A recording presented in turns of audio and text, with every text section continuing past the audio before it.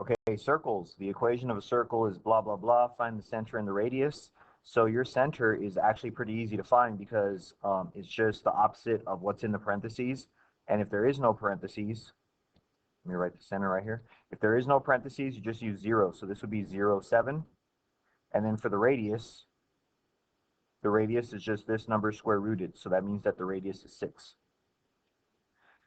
The equation of the circle is blah, blah, blah. Find the center and the radius. So we would have to complete the square. So this one right here, the x squared doesn't have to get completed because it doesn't have another x term. But we will have to complete the square for y squared plus 4y. So I'm going to scoot this. Actually, I'm going to just drop off the 0. So to complete the square here, we're going to go ahead and just put y with the squared out here. We always take half of this guy to fill in the parentheses. So it's going to be 2. So when you square that, that's going to give you a plus 4, but then you're going to have to undo that with a minus 4 over here. So these three terms is what that parentheses is equal to. And then if we bring back the equal 0, we're just going to have to plus the 4 to the other side to get it. So it looks like this, x squared plus y plus 2 squared equals 4. So now it's in the format, pretty much like the problem up in number 1. So that means that my center is going to be at 0, negative 2, and my radius should be 2, because you just have to square root this number. We have to graph it, but we're going to have to find the center and the radius first. So if we graph this, we're going to go ahead and do rearranging. So x squared plus 2x, and then y squared minus 2y, and I'll just put the minus 7 over here. So we're going to have to complete the square on both of these. So I'm going to do x plus 1 squared, so that gives me a plus 1 here, but then I have to do a minus 1 over here. And then I'm going to complete the square for this one, which is minus 1 squared, so that's plus 1 here, and then I have minus 1 over here. Now the reason why I'm doing the minuses over here is to undo this extra number that we just created, because those weren't in the original problem, so we're undoing them over here. Now this equal sign, we can kind of put it back over here. So if we add all of this up, it's going to give us minus 9 equals 0. So then you're going to have to plus the 9 over. So our final equation is going to be x plus 1 squared plus y minus 1 squared. And then if I add the 9 to the other side, it equals 9. So that means that my center is at negative 1, 1. And then my radius is going to be 3. Now, I don't know why they didn't give you an x and y axis. So I'm just going to draw one real quick, nice and crooked. So we're going to go left 1, down 1. So there's going to be a dot right here. And then we're going to go in all directions 3. So I'll go up 1, 2, 3. 1, 2, 3 to the left. 1, 2, 3 to the right. And then 1, 2, 3 down. And then you just do your best version of a circle. It doesn't have to be perfect because I'm going to be checking the points on the test. But do your best at trying to make a circle and not a diamond. Okay, so using the following information, write the equation in standard form. So we know that the center comes from the stuff in the parentheses. So if this is the x value, that means that we're going to put that inside with x, but it has to be the opposite sign, plus. And then this is the y value, so we're going to stick that inside, but we're going to put that as the opposite sign. So it's going to be y plus 3 squared. And then the radius has to get squared. So if you square this, you're going to end up with, what is 3 squared? 3 squared is 9. And then square root of 2 squared is 2. So you're going to have to do 9 times 2. So that's 18. And if you just do this part in the calculator, you'll see that it is 18. So that's your answer. So now parabolas.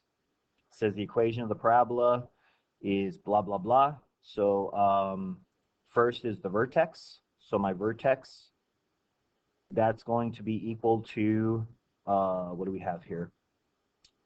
The vertex is going to be the opposite of the numbers, but pay attention because the x is on the right side, so you're going to have to put negative 6 first and then positive 2.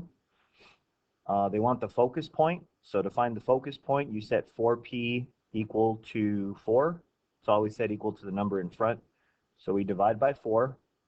So that means that p is equal to 1, and because x is on the right side, this means that p has to go to the right.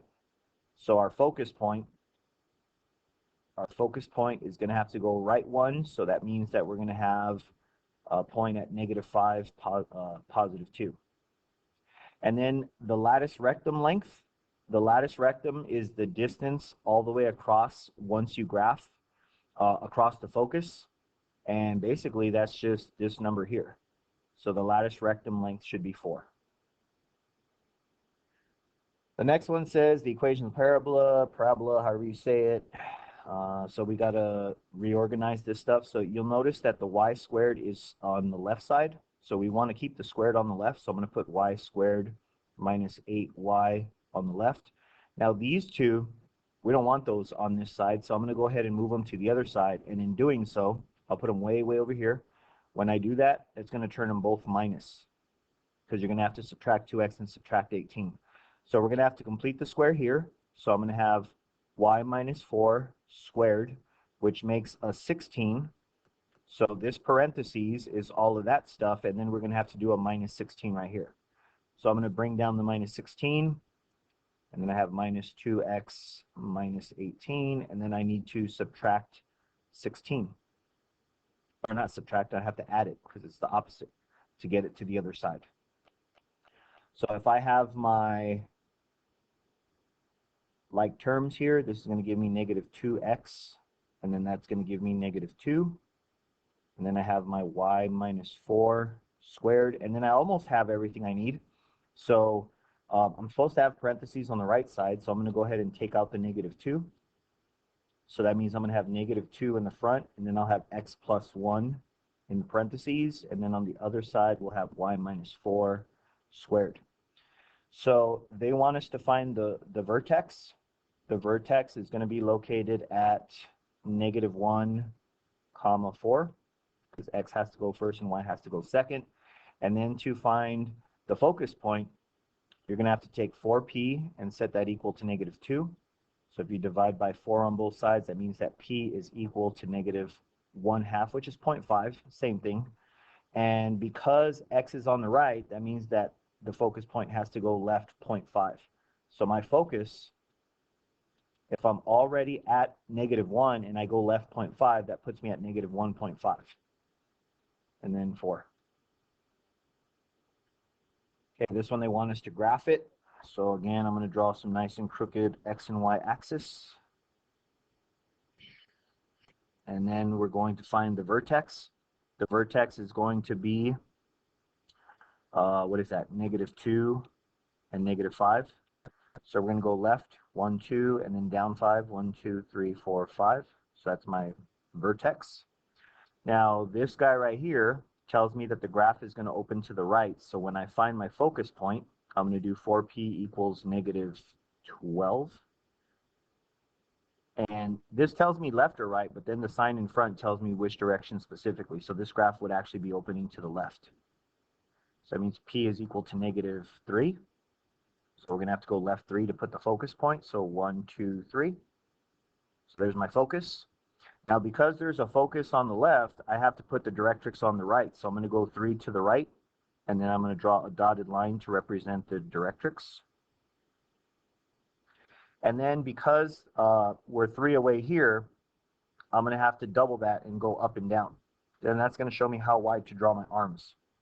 So I'm going to go 1, 2, 3, 4, 5, 6. And then this one apparently is going to come off the graph. So it's going to go 1, 2, 3, 4, 5, 6. And then we make our best attempt at drawing a parabola. Okay. Label the vertex and the focus. So they're going to have us do it a second time. So I'm going to have x squared plus 8x. And I want to go ahead and move these two to the other side. When I move them to the other side, they're going to end up changing signs. So I'm going to have 16y minus 16. And then I have to complete the square here. So it's going to be x plus 4 squared. That squared is going to create a 16 here. And then we're going to have to undo the 16 here. Now remember that these three numbers are what is created by this parenthesis. So I still have this extra minus 16 here. If I have this 16y minus 16, I'm going to have to add this 16 to the other side, because according to the formula, there aren't supposed to be any extra numbers on the same side as this parenthesis. So I'm going to have x plus 4 squared equals 16, because this cancels and this cancels. 16y, sorry. So this should be pretty easy. So we're going to have a vertex located at negative 4, 0. And what else do we need to find? The focus point. So my focus point is going to be 4p equals 16. So I divide by 4 and divide by 4. So that means p is equal to 4. Now, because this y is on the right, that means that p is positive, so that has to go up. So then we graph this stuff. So I'm going to go ahead and go like this. And then I'm going to go like this. I'm going to go 4 to the left. 1, 2, 3, 4. There's my vertex. Now my focus point has to go 4 up. So I'm going to go 1, 2, 3, 4. And then I have to also go 4 down for the directrix. So 1, 2, 3, 4. So I'm going to do a dotted line across here. And because I went 4 up, I'm going to have to double that and go across. So I'm going to go 1, 2, 3, 4, 5, 6, 7, 8. And then 1, 2, 3, 4, 5, 6, 7, 8. It's going to be off the charts. So the further away your focus gets, the wider your arms get. And there's your parabola. Okay, ellipse, they want center, length. Now when they say length, they want the distance all the way across. So the center is going to be located at -1, +3, because you're just finding the opposite numbers of the parentheses. Now the major axis length, the major axis means the bigger one. So the y-axis would be the major axis because the number underneath is bigger. So the length, the way you find the length is you're going to have to square root this. So that's going to give you 3. But that means it's going to go 3 up and 3 down. So that's actually a length of 6. And then your minor axis, I'll do that in lowercase. The minor axis is going to be square root of 1. So that's 1. And I'm going to have to go 1 to the left and 1 to the right. So that's going to be a minor axis length of 2. So find the center length, blah, blah, blah, same stuff. So we're just going to have to solve it. This 16 shouldn't be here, so I'm going to move it to the other side. So I'll have x squared plus 16y squared. If I move that to the other side, I'm going to have to add the 16 to both sides. So that's why the sign changes when we get it to the other side of the equal sign. Now the big thing about an ellipse is it's supposed to equal 1. So I have to divide this by 16, divide this by 16, and divide this by 16. So I'll have x squared over 16 plus y squared over 1 equals 1. And now I can find the center. The center is going to be located at 0, 0. And what do we have here? The major axis, this is going to be the major axis, is going to be x because the bottom number is bigger. So the major axis length, that's going to go, square root of 16 is 4. So we'll go 4 to the left and 4 to the right, so the length is 8. And then the minor axis is square root of 1, so that's 1. And then you have to go up 1 and down 1, so the length all the way across is going to be 2. Now we have to graph it, so we're going to have to complete the square here. So x minus 4x, x squared minus 4x goes together, and then 4y squared minus 8y goes together, and I'll just put the plus 4 here. So we can complete the square right away on this guy. So I'm going to put x minus 2 squared, which makes a plus 4, which makes this a minus 4. And then for the second part, I'm going to have to divide this all by 4. So I'm going to take out the 4, and that's going to give me y squared minus 2y. And now I can complete the square. So it's going to give me y minus 1 squared. Well, -1 squared is plus 1. But that plus 1 is going to have to times back to that 4. So that's actually a plus 4 that goes here, which means it's a minus 4 that goes here. So plus 4 minus 4 cancels. And now you're just left with the minus 4. So I have x minus 2 squared plus 4 y minus 1 squared. And if you add the equal 0 part, you're going to have to get the minus 4 to the other side. So you're going to have to do that by adding 4 to both sides. So this is going to equal 4. Now we all know that the equation is supposed to equal 1, so we're going to divide everything by 4. So we'll have x minus 2 squared all over 4. These cancel, so we're just going to have plus y minus 1 squared, and we're going to go ahead and put that over 1, and now it equals 1. So if I draw my y-axis and my x-axis right around here, We're going to have a center at 2, 1. So we're going to go 2 to the right and 1 up. There's my center. The major axis is going to go 2 left and 2 right. And I know it's left and right because it's underneath the x. That determines which direction you need to go. So we square root this. That's 1. So I have to go up 1 and down 1. And then I draw my Stewie head. That was probably the worst Stewie head I've ever drawn. Let me give that another try. Put these dots back real quick. So my Stewie head is supposed to go like this and hit all the dots. Okay, using the information, write the correct equation of the ellipse. So we know the equation of the ellipse has the x squared plus the y squared over here. The center point is at -1, so I'll put a +1 in here.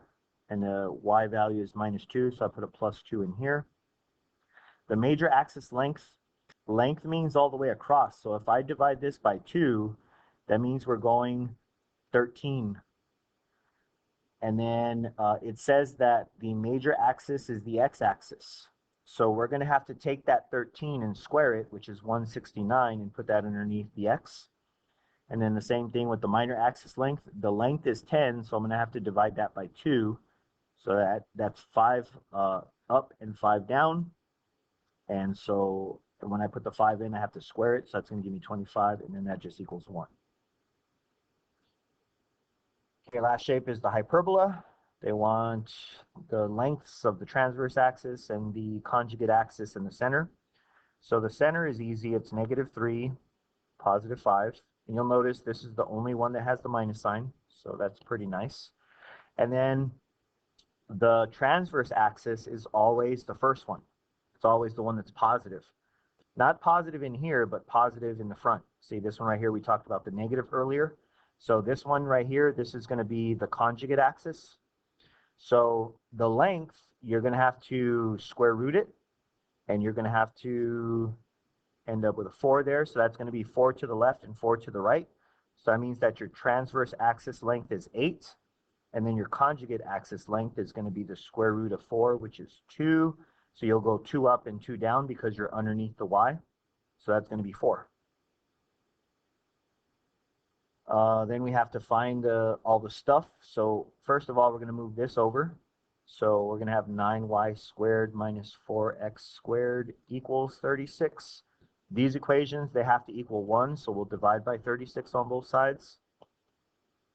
So I'll have y squared over 4 minus x squared over 9 equals 1.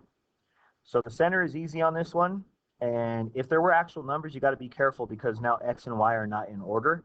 So this guy right here is going to end up being 0, 0 since there's no numbers or no parentheses there. This is always the transverse axis first. Transverse axis is always first. So that means we're going to be going up and down. So we'll go up 2 and down 2, which creates a transverse axis length of 4. And then your conjugate axis is always the second one. And if you square root that, that's a 3, but you're going to have to go 3 to the left and 3 to the right. So that's going to be a 6. Okay, last one. Or is that the last one? Oh, I thought that was the last one. Okay, so second to the last, I guess. We're going to have to complete the square. So I want my x's together. I want my y's together. And then I'm going to just scoot over that plus 18. So I'm going to have to divide this by 9 first. So I'm going to have 9 in front, x squared minus 4x. And then I'm going to complete the square, so x minus 2. And -2 squared is plus 4, but remember that plus 4 has to get multiplied by the 9, so that's going to be a plus 36, which means over here it has to be a minus 36. Now here's the part where you're going to have to be careful. I'm going to use a different color here, so you're going to have to divide by -1. So I'm going to put a -1 in front of these parentheses. So let me go back to my blue. So these parentheses are going to say y squared, and this part's in red and bold. This is going to be plus 6y. Now that's going to have a few implications when we complete the square here. So when I complete the square, I'm going to have to do y plus 3 squared, which makes this a plus 9, but that's not really a plus 9. That has to get multiplied back to the front number. So this is actually a minus 9, which means that over here, this is the only time this ever happens on a hyperbola. You're going to do a plus 9 here. Every other time, these are always minuses, but this has to be a plus because this ends up being a minus because there's a minus in the front. So now we're ready to rock and roll. So I have the minus 1 in front. And now I can combine all my stuff over here. So if I do, what is that? 18 minus 36 plus 9. That just gives you a negative 9. And we can bring back the equal 0. And then we have to move the 9 over. So this is going to equal 9. So we'll have 9x minus 2 minus 1 y plus 3 squared. And then we just have to divide by 9. So this equation is going to say x minus 2, forgot the squared over 1, and then minus y plus 3 squared over 9 equals 1. So my center is going to be at positive 2, just kidding, and negative 3. So I'm going to go ahead and start putting that stuff on the graph. Hope that's centered. So I'm going to go 2 to the right and 3 down.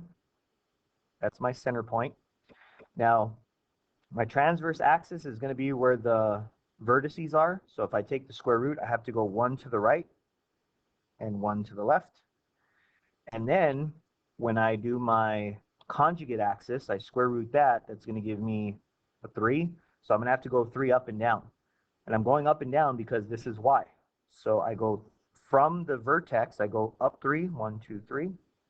Then I go down 3, 1, 2, 3. Then from the other vertex, I go up 3, and then I go down 3. So that's going to be the spot where my guidelines have to go through to show me how wide I'm supposed to draw the shape.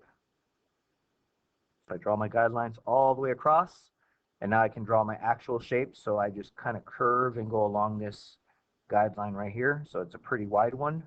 So we come out like this, and then we come out like this. Don't touch it and don't cross it, and you're good. If you touch or cross your guidelines, you get a 0 on that question. And then finally, the last one.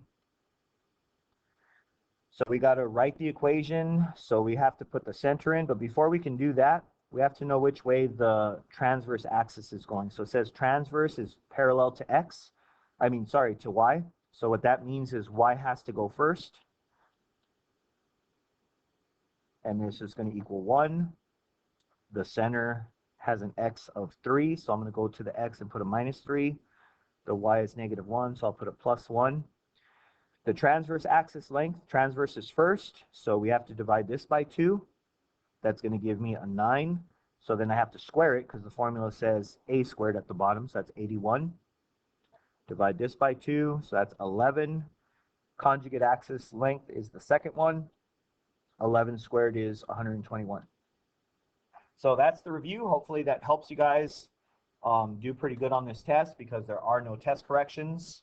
Don't forget you can use your note cards with all your notes and all that good stuff. So hopefully that helped you.